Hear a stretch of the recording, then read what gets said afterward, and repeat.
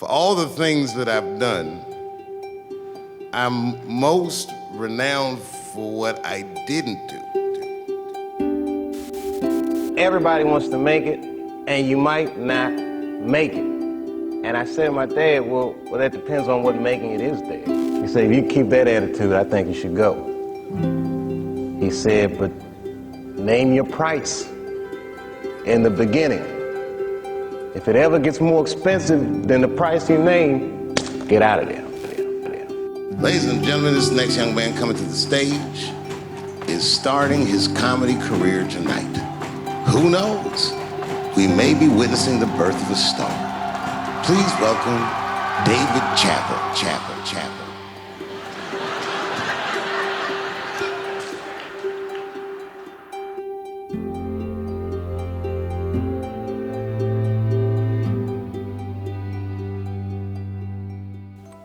One morning early last week, I came across something very unusual, something unexpected.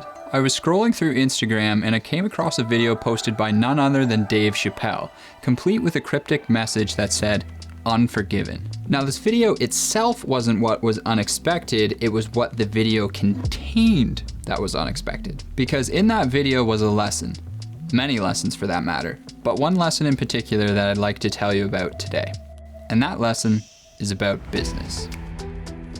Now, if you've already watched Dave's video and you kind of know what the whole story is, before you go off and go into the comments, just hear me out first. Just watch this entire video. I have a few things to say. And then at the end, feel free to go into the comments and have some civil discourse. Business, the practice of making one's living by engaging in commerce. Deal, an agreement entered into by two or more parties for their mutual benefit, especially in a business or political context. The two words can be joined together to form business deal, an agreement which is normally solidified by what is known as a contract. The first episode of The Chapelle Show aired on January 22nd in 2003 on the Viacom-owned Comedy Central network. The Hollywood Reporter reviewed the initial episode as a half-hour sketch series packed with potential that drops the ball in its premiere episode as one great setup after another falls flat on the delivery. That review did not age well. The show would go on to become an instant comedy classic, becoming the network's biggest show since South Park, earning 2 Emmy nominations and eventually breaking records for the best-selling DVD series of all time. Things were seemingly going great for Dave, so great in fact, that Comedy Central offered him a contract for $50 million to continue the show for another 2 seasons. But just like the Avatar, then he vanished. He walked away from the contract and production of the show, leaving everyone shocked and confused. At first, there was rumors going around that Dave was maybe sick with the flu. They put in the paper that I had pneumonia, God knows what. It was walking pneumonia, because I was walking all over the place. Then it was discovered that he had actually snuck away to South Africa, where news outlets ran the story that he checked into a mental health center. All right, who goes from America to Africa for medical attention? Clearly, Viacom was angry at Dave for disappearing like that, and were running a smear campaign by feeding the media false claims about the nature of his departure. So the question still remains, why did he walk away? The answer is, well, complicated. Dave has never explicitly stated why he disappeared, but he has left a trail of clues, parables, and breadcrumbs throughout interviews and stand-up performances he did since his return to comedy. All of which can perhaps be best summarized by what his father said to him right before he would set out to pursue his dream. He said, but name your price in the beginning. If it ever gets more expensive than the price you name, get out of it. And he did. But the story of The Chapelle Show doesn't end there. In some ways, it's just getting started. That's because toward the end of October in 2020, Netflix and HBO Max would acquire licensing rights to the show. Apparently, someone forgot to tell Dave. Last week, 2 weeks ago, whenever it was, I call Lauren Michaels and I tell him, okay, I'll do it. I'll do Saturday Night Live on election night. And the day I made that phone call, the day I committed to it, it gets announced that Netflix is streaming Chapelle Show. Not just Netflix, HBO Max is streaming it too. Not only did he not know that they were going to be streaming his show, but he was not going to earn a single cent from it because I signed the contract. But is that right? Right?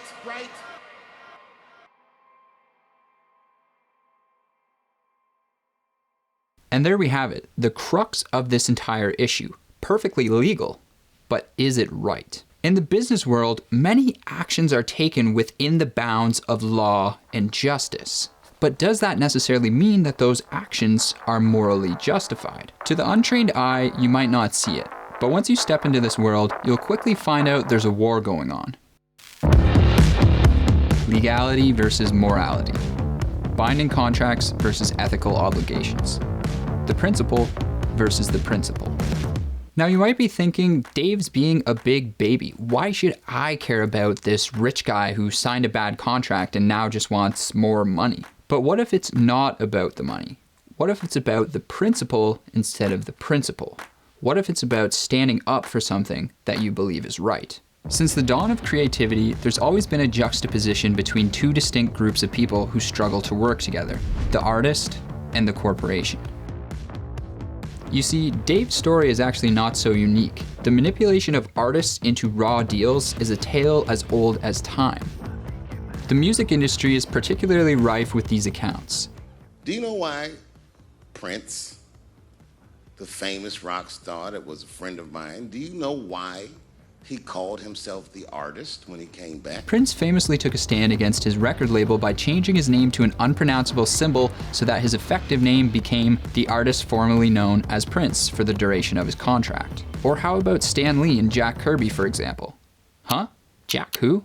That's right, you've probably never heard of him, although I'm sure you've heard of the comic book legend Stan Lee. Jack Kirby and Stan worked closely together for years, with Jack ultimately being the artist behind many popular superheroes such as Captain America, Thor, the Fantastic Four, X-Men, and countless other household names.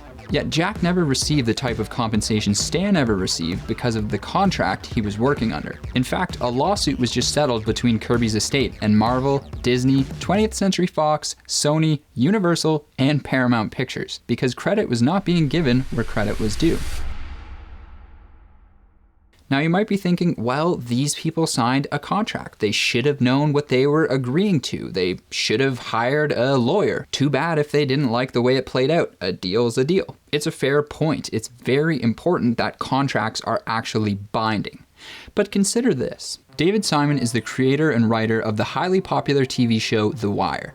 And on his blog, he wrote a scathing post that was both entertaining to read and highly eye-opening. He tells the story of how he was signing a deal just like Chapelle, but in this particular situation, he did have someone representing him and acting on his behalf.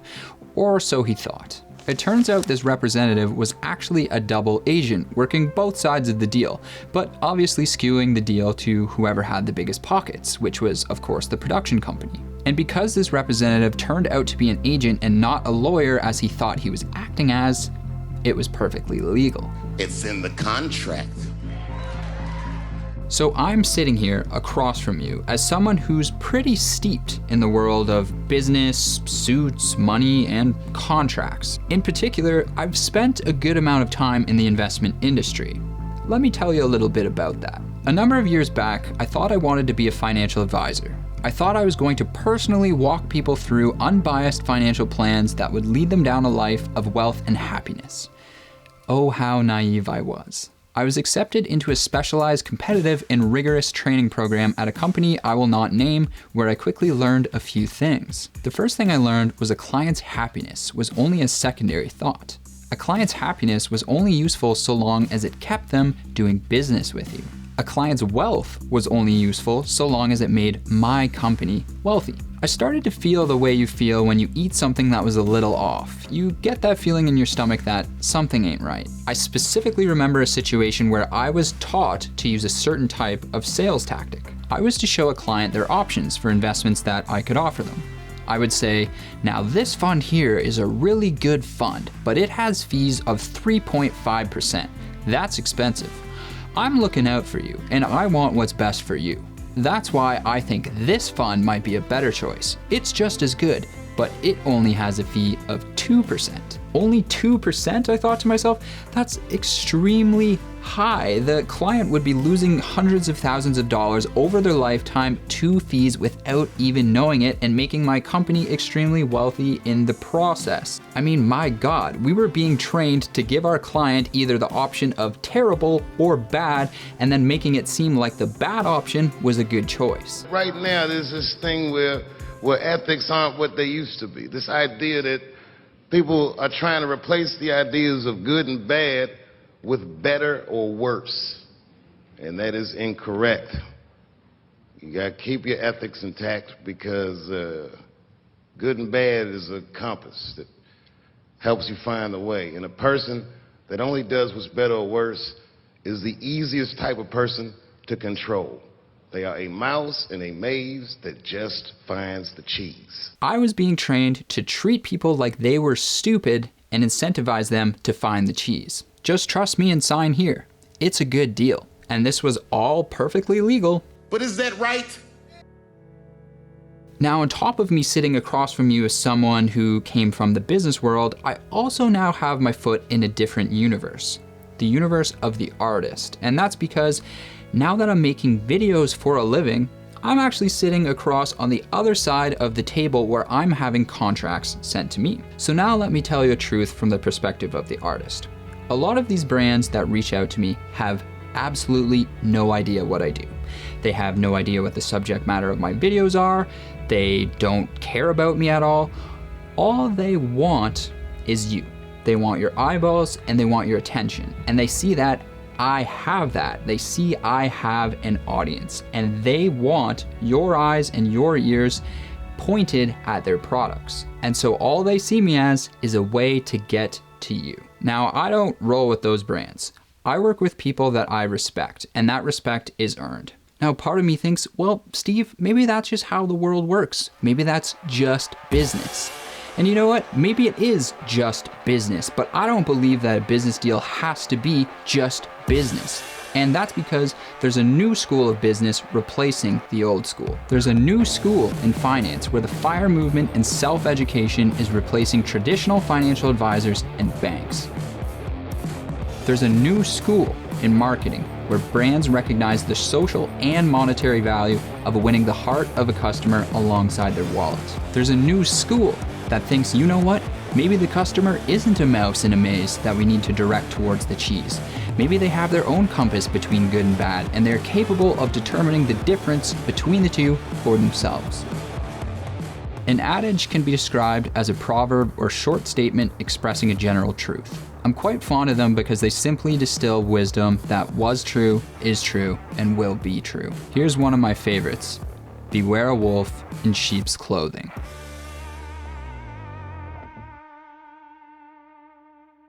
Contracts are important. Without them, our society would be a wild west with no one held accountable.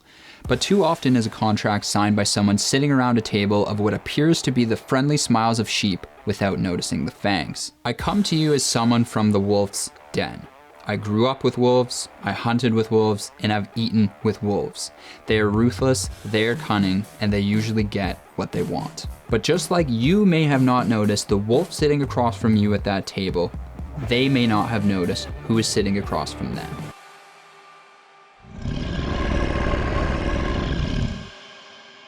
I was a soft kid. I was sensitive, I'd cry easy, and I would be scared to fist fight. And my mother used to tell me this thing, I don't even know if you remember, but you said this to me more than once. You said, son, sometimes you have to be a lion so you can be the lamb you really are. Beware the wolf in sheep's clothing? Maybe it's time to beware the lion in lamb's clothing. We can fight together and work this thing with Chapelle Show out. Or I can just take it. Thank you.